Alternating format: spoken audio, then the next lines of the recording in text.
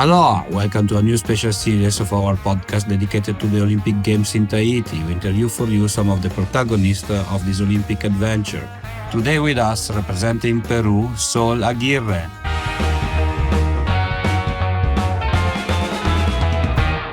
Hi Sol, welcome to the show. Where are you today?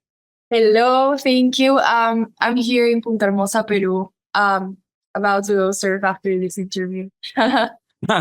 Wow, fantastic. So I have so much big responsibility because I have to try to make it short as much as possible in order to allow you to go to surf, because very important thing in front of you, like just an Olympic game, just an Olympic game. And it's not like a small thing at all, right? Is the best thing that happened so far in your career, I guess. Yeah, for sure. I think the Olympics is like a big achievement for my career so far, and I'm so happy to represent my country and that I can have this goal to bring a gold medal back home in July. Exactly. So today we're going to talk about, of course, the Olympic Games. But the first question I ask everyone on the show is, in your opinion, what is the most important thing in surfing?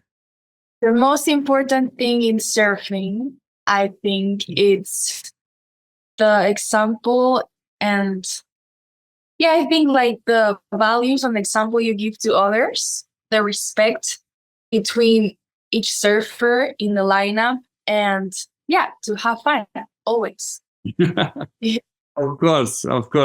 But I guess, when we talk about example and we talk about also exemplarity, respect, being in the Olympic Games is a lot of people look at you, even a lot of people that do not know surf, right? A lot of young women that maybe are never seen anybody surfing, because the Olympic Games have so much of a reach. So a part of competing and getting a medal, this Olympic game will allow you to spread the message, right? You want to communicate something in particular through your presence in the Olympic Games. How are you thinking about it? I think aside from competition, like yesterday I was in a press conference in Lima in the city, and they were talking about Olympism, and then how the Olympics set like an example of like commitment and values and respect about each competitor. And I think that's so important because Olympics, it's not only about bringing the gold medal back home, but I think there's so many things really important that we have to get to know. And I would love to give that example to the people who's watching me, that it's not only about surfing and winning, but also about how you manage yourself before that heats and how you train before that. And just show them that if you want it, you can have it, but just gotta be like always humble and like, grateful and set that example. Who's with you in this adventure, in this Olympic adventure? You have a coach. How is it working for you and for Peru? So we are three Peruvians, Luca, Alonso, and me. I'm the only girl. I have my coach, Gabriel Aramburu, and he was our coach in Puerto Rico with the whole team. I think we're going with a few coaches, and I would love to bring my family, but I think it's going to be hard. And we just have a really good technical team. And I think it's not all already set, but I think they will go, and they will try to make it possible to bring like a physio guy and the whole team that can make us perform better. Yeah.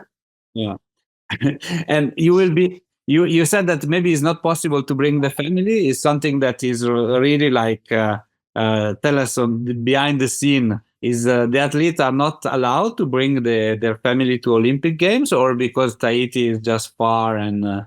I mean, I think as far as we know, we don't have too much information about the village or anything, but I don't think the families are allowed to go to the competitors area, and the environment, it's like really hard to get there. You have to be in boats, and maybe they're not going to be allowed to. So it's not about it's hard to get there. It's about the Olympic rules. So yeah, I don't know. I hopefully they can go, because to assist an Olympic, it's like the best thing you can do. Like, it's history, and they would love to go, but I don't know. We'll see what happens. Hopefully. Okay. There is a way, I'm sure, like in a way and another, but I don't know. Anyway, also because Tahiti is far away from Paris, right? So maybe there is some exception over there. Let's see. We cross fingers for that.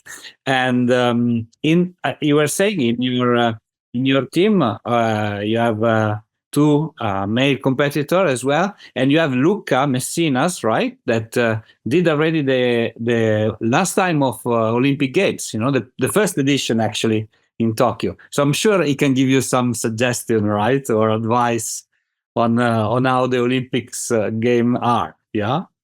Yeah, I think having someone that has experienced the whole Olympic dream, I think it's a really good experience and messenger. And then we also had one coach that was there, Tokyo, and I think he's going again. So we are gonna have a lot of experienced guys that have competed on the Olympics, and I think that is very important for us. Yeah. Okay. I have a very silly question. I know that a lot of athletes that they're going to the Olympic Games, they are tattooing themselves the circles, the 5 circles of Olympics. You gonna do that as well, or no? In a tattoo or a board, or where? In a tattoo, they no. No way. Okay. I hate tattoos. I don't. Because it happened that after the first Olympic game, a lot of surfers they end up tattooing themselves, because they say once you are an Olympian, always you are an Olympian, right? And so it's kind of remembering. Anyway, that was the silly question of the show. No more silly question, I promise. So you surfed already, Chopu, right? We have seen in the pre-Olympic game, you surf an amazing tube. What do you expect from the wave during the Olympic Games? I think, I had a chance last year to go to Tahiti, and it was a really good wave. I felt really confident on that wave.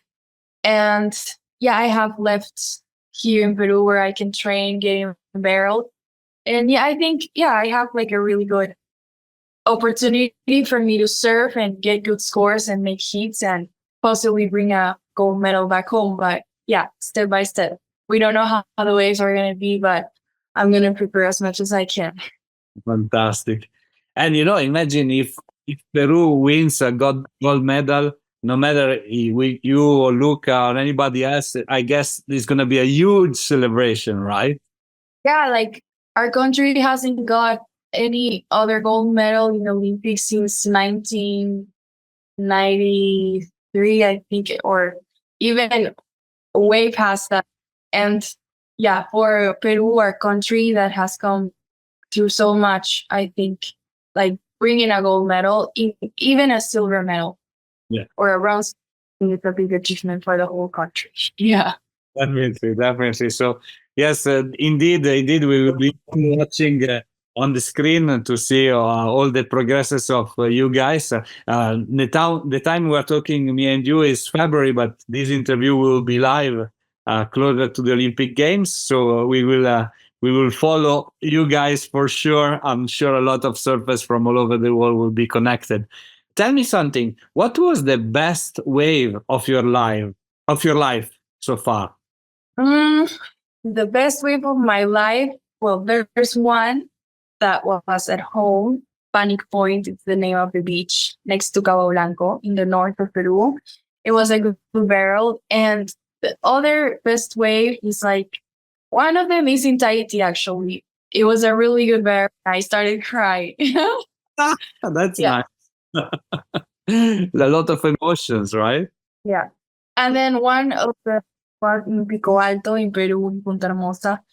It was like a 4-meter wave that I thought I wasn't going to make it, and I was scared, but I paddled and I dropped like on the air and I made it, and it was such a good feeling, like riding big waves. It was a nice feeling.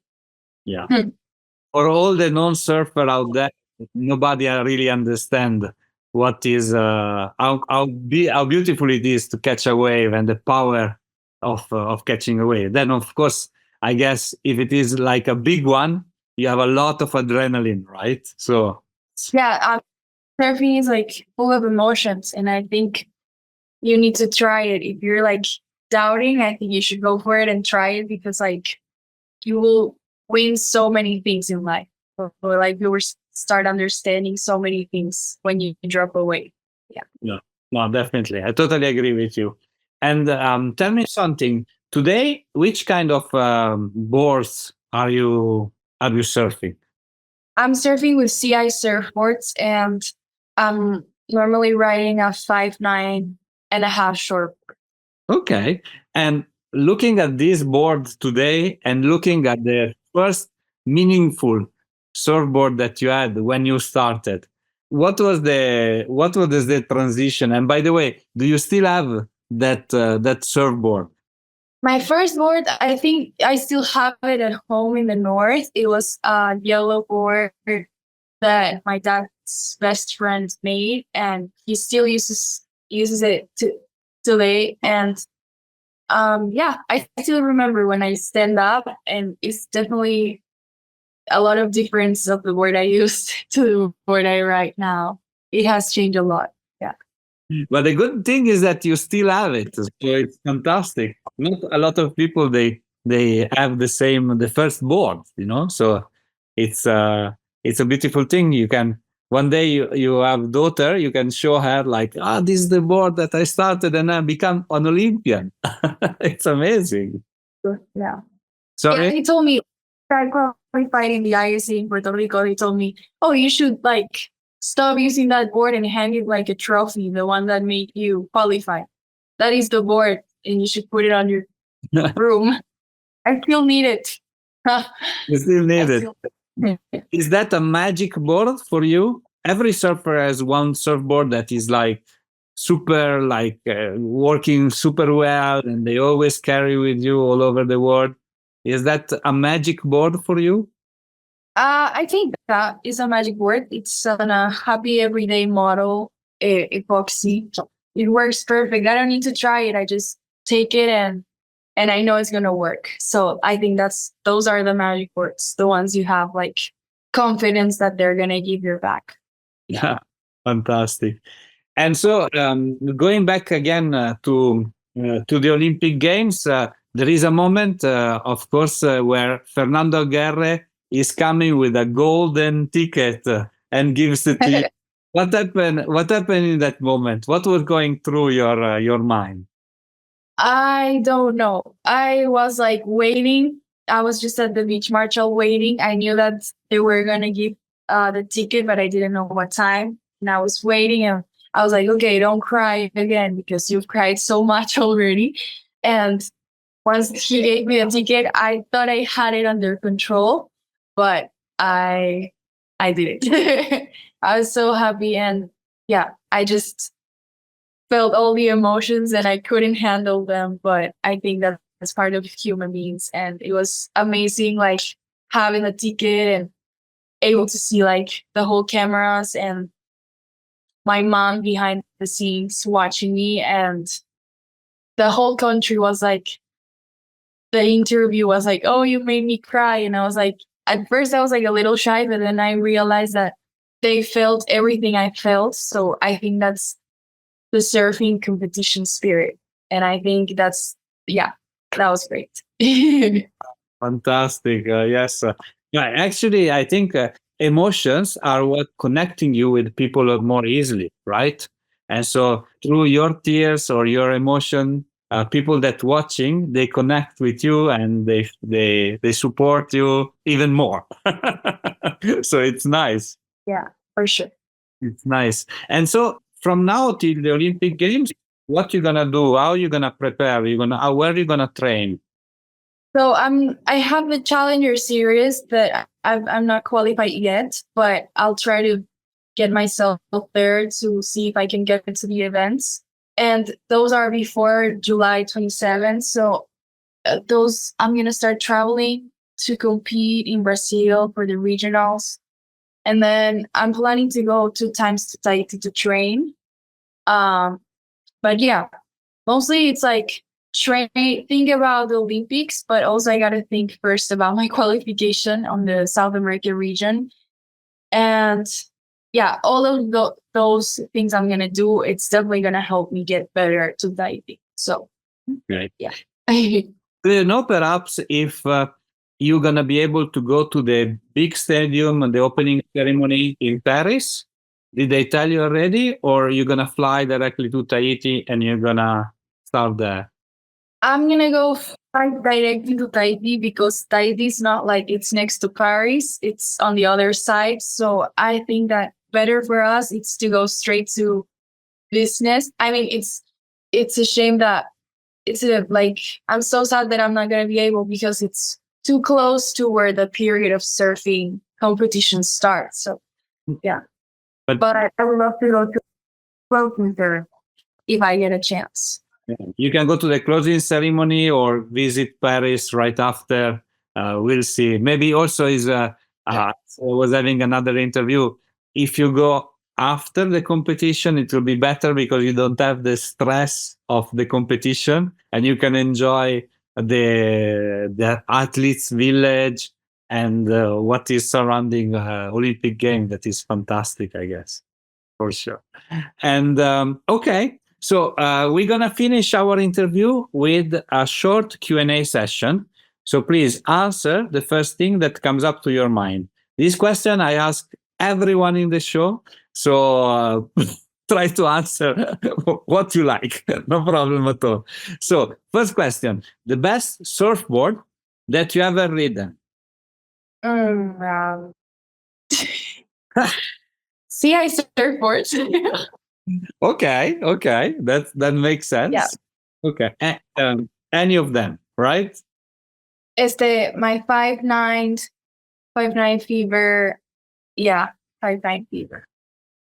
Your favorite shaper? My favorite shaper is Merrick. Okay. You're laughing because you're saying the competition names. I don't want to get you in any trouble, you know? Okay. Personal question. Your favorite song or kind of music? My favorite song is I have so many. My favorite song, Umbrella from Rihanna. Okay. And I like to hear rock, AC/DC. I like to hear R&B. I like to hear reggaeton. I like to hear pop. Rihanna, Concrete Blonde. I like everything. Yeah, it's a very nice spectrum of songs or kind of music that is actually very interesting. Your favorite surf spot? It is not a secret.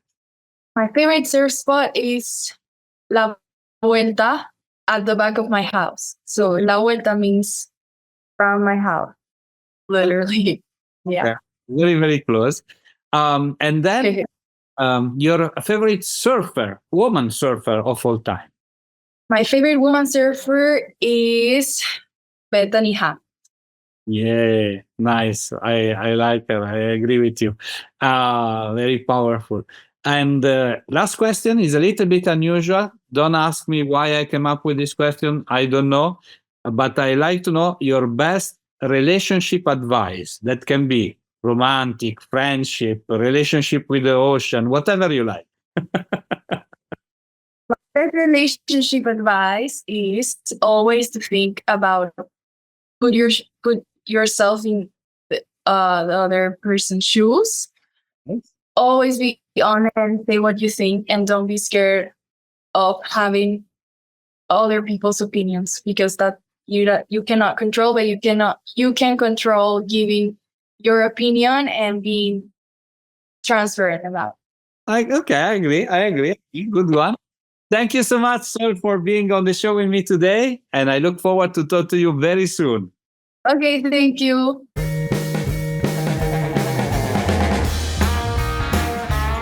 Hi, it's me again. I hope you enjoyed our today's episode. If you want to know more about us, please follow www.thetempleofsurf.com and all our social media. Mahalo!